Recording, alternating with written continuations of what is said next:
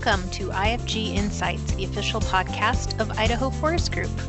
We're here to talk about forests, lumber, sustainability, and the people behind it all. Whether you're in the industry or just curious about how wood gets from the forest to the frame, we've got stories, insights, and sometimes a few laughs along the way. So let's dive in.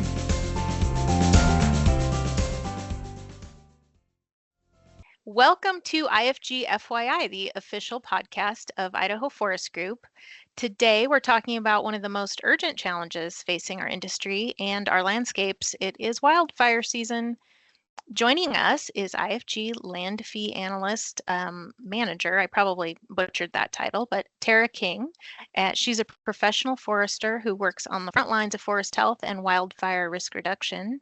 So we're going to talk about what's driving today's fires behavior, how active management can help, and what role mills like ours can play in building more resilient forests. I am Shannon Carroll, Director of Communications and Government Affairs at Idaho Forest Group, and I am happy to introduce you to Tera. Thank you, Tera. Yes, well, thank you for having me. And yes, I need to work on my title. I think I need to update it in UltiPro. So, but yes, I am the Fee Land Manager, which means I help manage the timberland that IFG actually owns, which is about 65,000 acres that we own under the company name. And then I also work with the resource team as an analyst. So that's why the combination of the words there. Lots of important words. Yeah. So tell me a little bit. I like to get started just kind of, we hope some people will look at these podcasts and maybe inspire going into this line of work. So tell me a little about your personal journey into forestry. Well, I guess I'm probably one of those that was more born to it than came along later. I grew up in Grangeville, so I was sort of in the middle of it. I don't know, my dad was a contract sawyer, so he was part of a logging crew. And then my stepdad actually delivered welding parts to the mills in the area, and he would let us go. In the summer, he would take us along on his sales trips, and we'd get to go to the mills and stuff. So I have really good memories of that. But really, everyone kind of worked related to the business. So aunts and uncles worked at the mills or were truck drivers or loggers or whatever. So honestly, it's kind of weird. I never actually considered it as a career. It was more of a way of life. When I went to college, I actually went to be what did I even call it? It was like what the CSI people do. So it was like going to learn. It was really popular in the 90s. So that's what I went to school for. But when I got there, I went to the U of I, but my first semester I showed up and everybody in my class was like in the business school, and realized very quickly that I didn't want to wear a suit every day, nor did I want to get my medical degree, nor did I want to live in like Seattle or New York City. So I started wandering around campus and eventually found the College of Natural Resources, which was a much better fit. Yeah, I would say. Interesting. I didn't know any of that. It's funny how our lives take those different paths, just what they're meant to be. Well, yeah, for sure. But yeah, I am glad I found it. They're definitely more my people, and definitely don't need to wear a suit every day. So that was good. Yeah. There are jeans from waist down podcast audience here. So there you go. Yes. Well, so this is obviously your passion. It doesn't take long speaking to you to know that you are certainly an expert in this line of work. So I'm glad we get to talk to you about this. So we'll just dive right into our questions. Okay. So first, this will just be casual conversation. So hopefully I don't bog it down with too many words. But from your perspective as a forester, what are the biggest contributing factors to the intensity and the frequency that we're just seeing in recent years of wildfires? Yeah, well, obviously this is a lot in the news lately, and unfortunately, California and Oregon get a lot of the coverage, but really it is what they say it is. It's overcrowding, and you can attribute that to a lot of different things. But in Idaho, especially, northern Idaho and even western Montana and eastern Washington, it's about 80% forested. And so we are kind of living the risk in a way, and we kind of get used to it. but it really is overcrowding. And when you have the overcrowding in the forest, you get the insects and you get disease, you get a higher rate of mortality. And if you're not either managing that through like an active management strategy or burning it, which is kind of Mother Nature's way of taking care of it, then you're just going to get that overcrowding and it builds up over time. And eventually there's not much you can do. And the scale of it is so widespread that it's a huge job. And with our sort of configuration of ownership here in Idaho, especially, we have it's just a really big job. Yeah. And there's a misconception, I think people, and I think I can admit in decades past as a much younger girl, you think cutting down trees is bad. Get out of the forest, loggers, leave it alone, leave the animals alone, leave the fish alone. But that's the exact opposite of what needs to happen to be a conservationist and environmentalist to keep our forests healthy. So tell me a little bit about that for people who may not know. What are some fuel reduction? You mentioned prescribed burns. What other sorts of collaborative efforts are out there to help manage our forests? Well, there's certainly a lot, and thankfully in our neck of the woods, we have a pretty robust industry, both on the forestry side and on the mill infrastructure. So we're blessed in that way that we have both sides of the equation where we can actually still do something about it.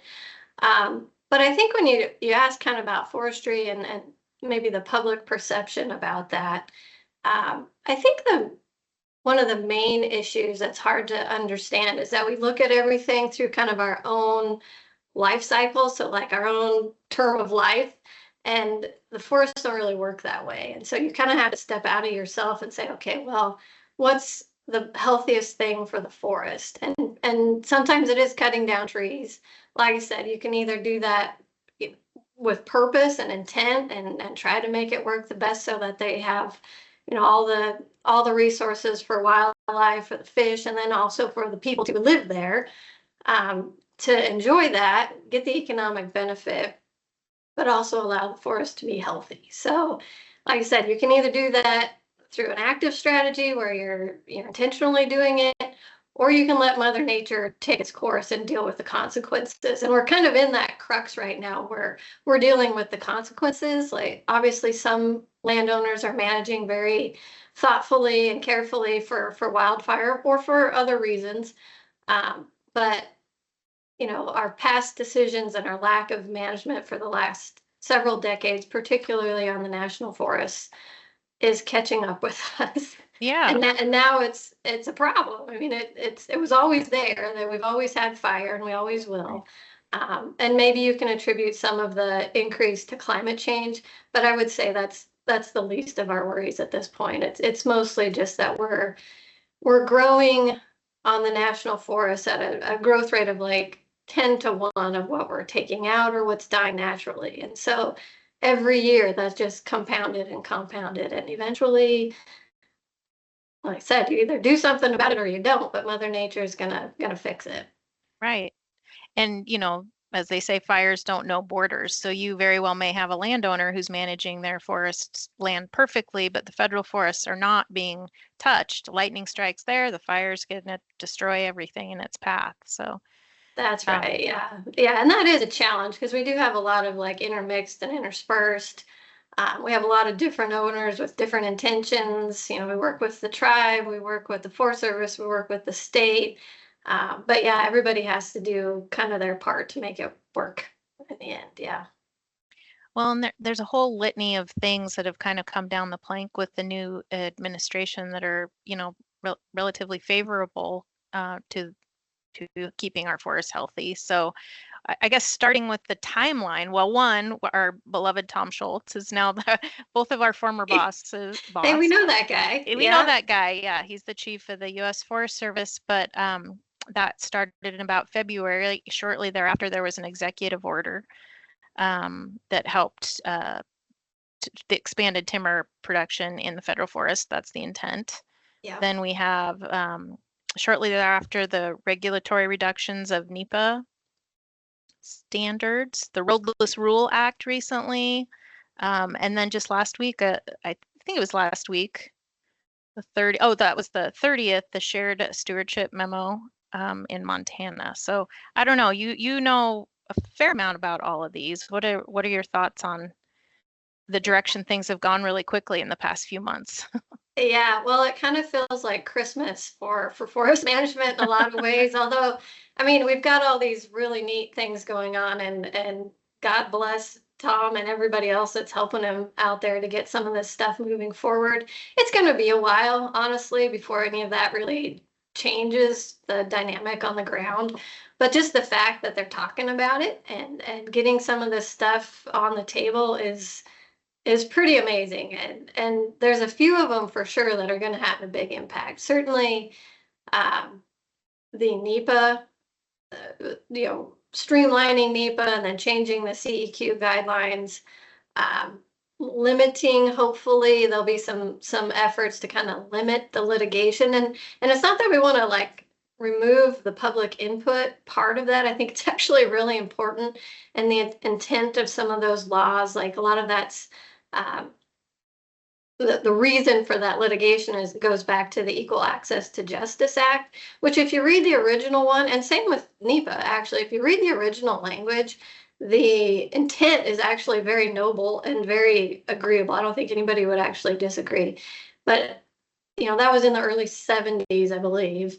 And since then, it's got just layers and layers of bureaucracy and case law, and then just even the individual agencies' handbooks and regulations and guidelines. I mean, it's just ridiculous what they have to go through to just evaluate even a simple timber sale project that you do all the time kind of a thing.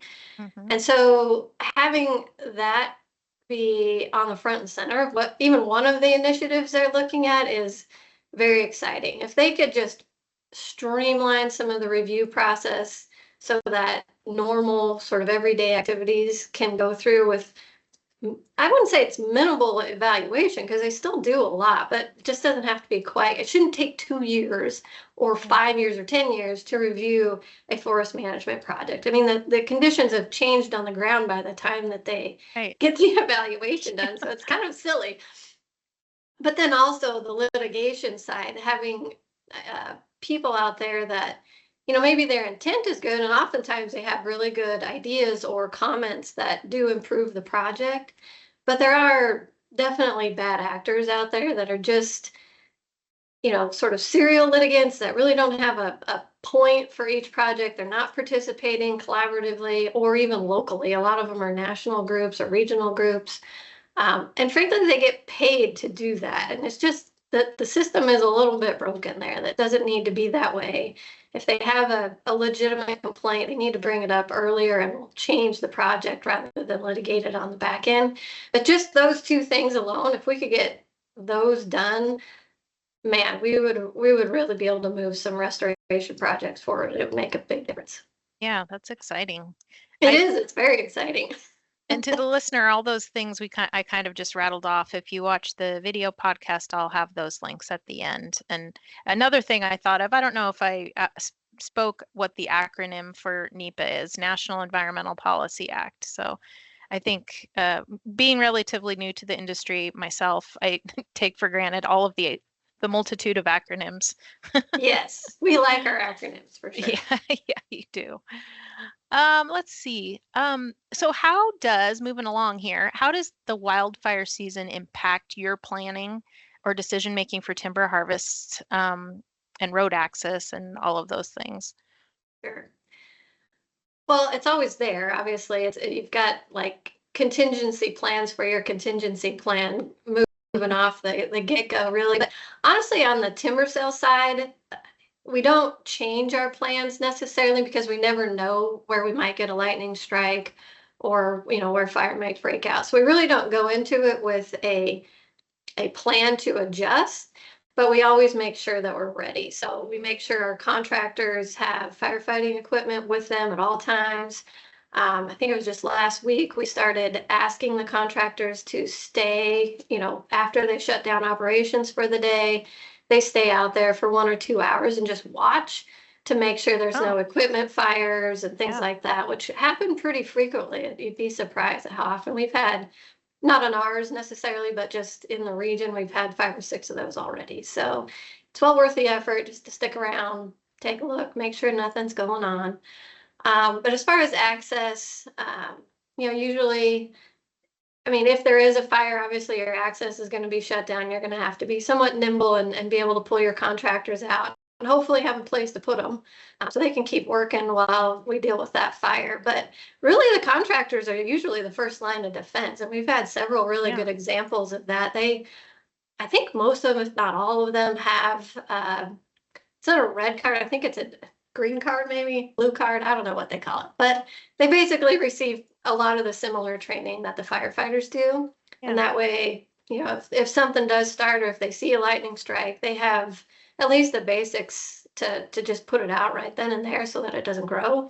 And that's probably the most effective way to deal with most of it. But really, yeah, you're just kind of planning for your contingencies mostly, since you just never really know. I mean, even on a bad fire year, we may not get anything locally that we have to make adjustments for. But certainly, as we're planning like our log deliveries for the mill, if we're like even right now, we're projecting a fairly high fire season. So there's a good chance, like in August, which is usually the worst month, August, maybe September, that we will be shut down and our log deliveries would be affected by that. But you never know. You just never know. So you spoke a little bit on climate change, but how has that shifted your approach to forest management or wildfire planning, or at all, if at all, I should say? There's little things. I mean, I don't think there's any dispute that we have a longer wildfire season now. And we're getting moisture at different elevations, at different forms, kind of a thing. But again, it's sort of year by year, it depends. There's a lot of research going on about adjusting sort of our species management and elevationally where you would plant appropriate species and things like that. So as a forester, you're kind of always working through that, but you're still, everything's on a site-by-site basis. So, every site has different soils, different topography, different aspect. So you kind of have to look at it on a site-by-site basis and what would make the most sense. I would say in the last, I don't know, I'm getting 10, 15 years maybe, there's been a definite move towards what we would call early cereal species, which is basically like a drier site species. So planting more pine, larch, and Doug fir, especially at lower elevations, which is where most of the private property is. Those are generally more fire resistant species. Obviously anything can go up in smoke, but they do tend to withstand fire a little bit better and they don't grow as densely. So, interesting. I mean, there's ways that you can do it. I wouldn't say we've made like major adjustments in our region for fire, but certainly being aware of kind of the longer season, drier seasons, early in the spring, you're getting out there earlier and staying later. So there's adjustments, but I wouldn't say that's like on the forestry side, we've made huge changes to how we go about what we're doing. Yeah.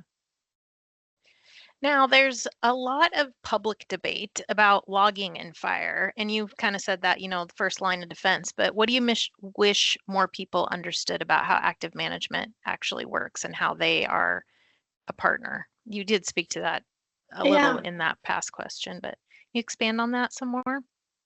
Yeah, well, fortunately, we have good partners like the Idaho Forest Products Commission has done a great job of trying to educate people, and they have a lot of really good material. But really, it's kind of like what I said earlier. You have to think about it like in a longer space of time than just what you're going to see in your lifetime. And usually if you're managing on a landscape scale as a forester, you're trying to get like the bell curve. So you want, maybe a fourth to a third of your forest to be really young and productive and growing and maybe thicker than you want. And then you want this like bulge in the middle where it's like all your 20 to 40-year-old working class types. And then at the end, you have your old growth and your older mature forests. And that should be maybe a fourth to a third of your forests. And depending on where you're at, obviously, it's all very site specific. But still, you're kind of looking at it at those aspects. And unfortunately, I think a lot of people experience the forest from like what they can see from the road, and they don't actually get too far beyond, and so they don't see sort of that full gamut of stand structures and age classes and all that stuff that the forester that did that sort of agonized over in the beginning, where to put this on the landscape and what species and what's most appropriate, and not every forest type can withstand the like some, like say a lodgepole stand, naturally lodgepole burns pretty hot, and then it grows like gangbusters, and you have lots of smaller diameter poles at the end. So if you go in there and you try to thin that for fire purposes, it's not going to work. Like the stand just doesn't grow that way. And so you have to be cognizant of that, and you may have to clear cut that or leave some snags and things like that. But people just don't really like to see it in those early stages, which is kind of unfortunate in a way, because actually it's that early age structure that's the most diverse and can host the most species of birds and rabbits and lynx and all those things. But people don't like it as much. And so it's, they see that and they say, oh, logging's bad, it looks ugly. But it's like, come back in 20 years and it's going to be beautiful, kind of a thing. But we just can't like step out of our own see the forest for the trees, if you will. Yeah, well, yeah, exactly. And honestly, it's like, well, it is a long time. So, and it might be in your favorite spot, which I mean, I've been there too. It's like, oh, I love this part of the forest. It's like where I grew up or whatever. I've hunted here for years, and somebody goes in and probably makes the right forest management decision and harvests that heavily or whatever they do, and it looks different, it feels different, and you feel like you've lost something, but it's really just because you're looking at it from the span of your own lifetime and not really the bigger picture. And I get that. I understand it, but it's something that's hard to take yourself out of, I guess. Yeah. Yeah. No, that's a really good point. So we have 7 minutes here, so I'm going to get a few more questions from you, and then I'll quit torturing you. But shifting gears a little bit to just again to your role and maybe what aspiring foresters can look to. What do you love most about being a forester, and what kind of keeps you motivated in tough seasons like fire season? Yeah. Well, I mean, I think most people that get into forestry do it because they truly do love either being in the woods or some aspect of the forest. And so it's pretty easy to go to work every day because you know that you're part of protecting and making sure that that forest is healthy or whatever. And then there's lots of different ways to do that. I mean, obviously some are foresters and they're going out and they're literally managing it. But I would say the loggers, most of them are in the same boat. They're out there because they love it, not because they're getting rich doing it. I think you could ask any of them and they would tell you that, really, because they're away from their families a lot. Even our foresters are away from their families a lot. They do a lot of windshield time, which is not necessarily fun. So it's really because you love doing it and you want to be out there. And that probably goes for, wildlife biologists and fisheries people and the whole gamut of the forest sector, I guess. But I think what's fun about it is kind of generational. Like we are so lucky where we live. Like, oh, I know. I mean, it really is part of our life. And no matter what you do, I don't care if you're an accountant or whatever, you're experiencing the forest in some way. And even if you don't even get to the forest and you're just out, boating on the river or whatever. Hey, look at my window here. I got some trees. Exactly. Yeah, exactly. And then all the forest products. I mean, we could go on forever explaining all the examples. But I think just like that generational aspect, it is meaningful because you know that, everything that I loved about getting firewood when I was a kid or playing with tadpoles in the mud puddle or whatever, that my kids will be able to do that and that I can be part of making sure that that happens. That's pretty neat. And even like, a lot of old foresters will say, I've harvested that tract twice in my lifetime or whatever. I've seen that grow. I planted that tree when I was 20 years old and look at it now, kind of a thing. That's pretty neat to look back on, actually. It's pretty rewarding, even though it's like it's a slow burn. You got to wait, but it is pretty rewarding to see.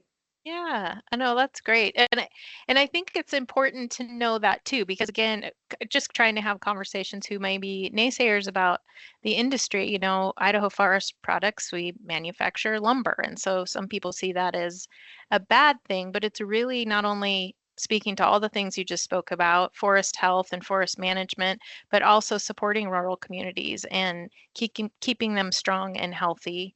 So yeah, Absolutely. all those Yes. memories you just spoke about are so important, and having the ability to give back to the community and support not only conservation efforts, but fill in the arts and the humanities and schools and sports, and it's a whole big cycle of life beyond just a tree on a hill.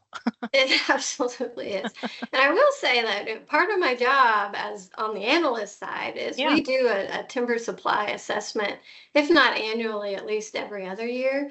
And the whole point of that is to assess our wood basket to make sure that we're not over harvesting or that any particular landowner in any particular areas is being managed unsustainably.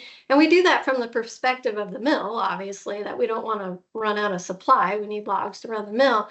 But the benefit of that is we're also looking at it like we've got a lot. Like there's no risk of us running out of trees anytime soon. And so for right. those that are skeptical, I mean, do your research.